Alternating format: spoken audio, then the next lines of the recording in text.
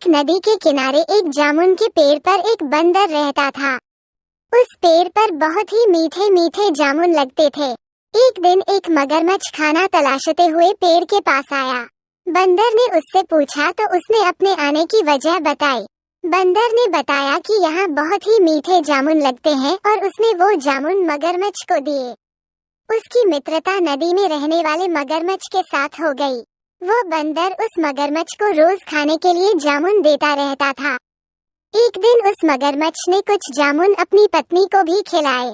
स्वादिष्ट जामुन खाने के बाद उसने ये सोचकर कि रोजाना ऐसे मीठे फल खाने वाले का दिल भी खूब मीठा होगा, उसने अपने पति से कहा कि उसे उस बंदर का दिल चाहिए और वो इसी जिद पर अड़ गई। उसने बीमारी का बहाना बनाया और कहा कि जब तक बंदर का कलेजा उसे मिलेगा वो पाएगी। पत्नी की जिद से मजबूर हुए मगरमच्छ ने एक चाल चली और बंदर से कहा कि उसकी भाभी उसे मिलना चाहती है।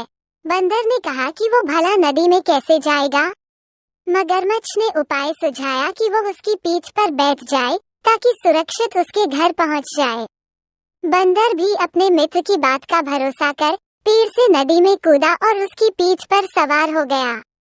जब वे नदी के बीचों बीच पहुंचे, मगरमच्छ ने सोचा कि अब बंदर को सही बात बताने में कोई हानि नहीं और उसने भेद खोल दिया कि उसकी पत्नी उसका दिल खाना चाहती है। बंदर का दिल टूट गया। उसको धक्का तो लगा, लेकिन उसने अपना धैर्य नहीं खोया। बंदर तपाक से बोला, ओह मेरे मित्र, तुमने ये बात मुझे पहले क्यों नहीं बताई, क्योंकि मैंने तो अपना दिल जामुन के पेड़ में संभाल कर रखा है।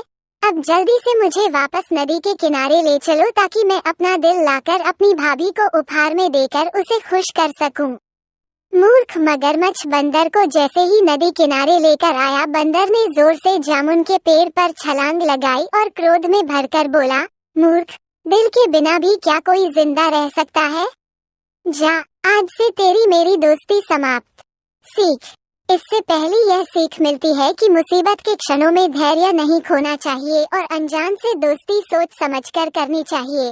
दूसरे, मित्रता का सदैव सम्मान करें।